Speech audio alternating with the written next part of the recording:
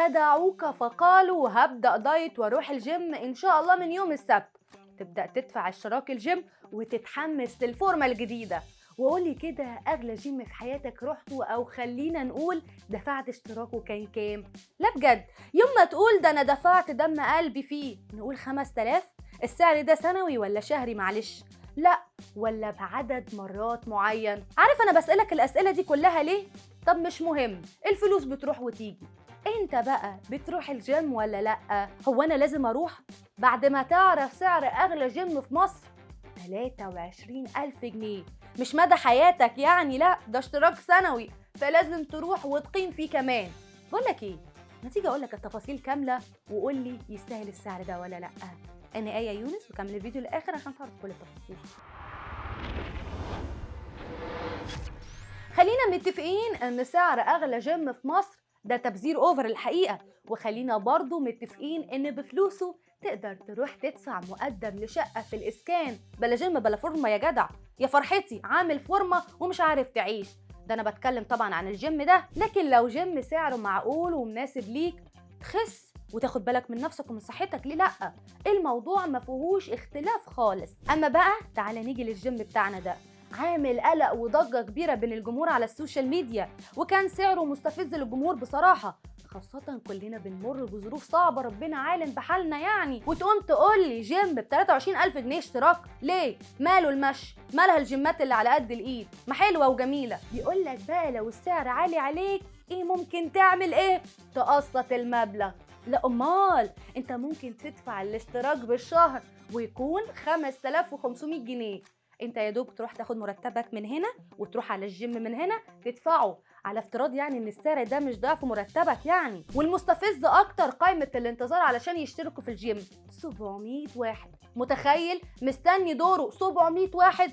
ده لو ببلاش مش هيبقى فيه الزحام ده يعني يا جدع، ولا ايه؟ نسأل بقى الاسئلة المهمة، ايه الزيادة اللي فيه علشان يبقى اشتراكه ب 23,000 جنيه؟ يوتيوبر اسمه كريم السيد استعرض في فيديو تفاصيل الجيم من اول ما تركب الاسانسير من الجراج هب يطلعك جوه الجيم. دايما احنا متعودين اغلب الجيمات بتبقى ارضي، وكتر خيرهم بيعملوا حساب هدة الحيل اللي بعد التمرين. هنا برضو عمل حساب ده وعملوا لك اسانسير. اول حاجه تقابلك الريسبشن. الريسبشن ايه؟ فندق.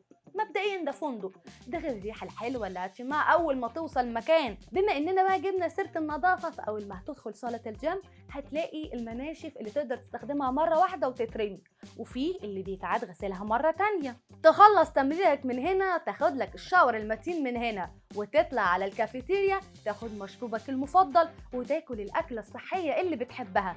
كمان في مكان مخصص للملاكمه، عباره عن ساحه كبيره قوي، وكمان مكان للانتظار، في كراسي وترابيزات سواء هتقعد بس او معاك اكل وعايز تاكل. نيجي بقى للفتنس اريا، وده طبعا المكان اللي فيه الاجهزه. والغريب ان كل جهاز في شاشه بتربطها بتطبيقات اللياقه البدنيه اللي على موبايلك، او لو عايز تتفرج على فيديوهات وانت بتتمرن مثلا. ده غير منطقه شحن الموبايلات، عباره عن ارفف فيها جميع الكابلات المختلفه لشحن البطاريات بتاعه الموبايلات بمختلف انواعها. كمان مكان حمل الاوزان بيتميز بالاجهزه الحديثه المتصله بشاشات برضو بتعد رات التمرين على الجهاز، وده علشان احيانا من الالم والفرهده بتنسى العدد او ممكن تكروت برضو. منطقه جي اكس ستوديو دي اوضه واسعه فيها اوزان خفيفه للتمرينات البسيطه والكلاسات بقى زي الرقص والزومبا، ومناسبه اكتر للسيدات. في برضو غرفه العلاج الطبيعي وطبيب التغذيه، اول ما تشترك بيتعمل لك فحوصات معينه علشان لو بتعاني من مشكله في العضلات او العظم تاخد بالك في التمرين.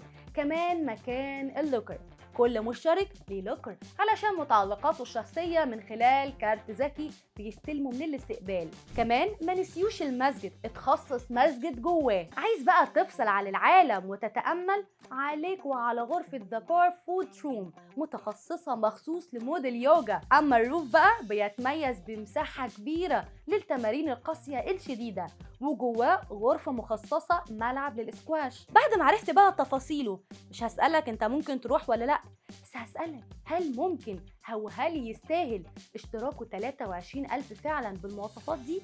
شاركوني برأيكم في التعليقات.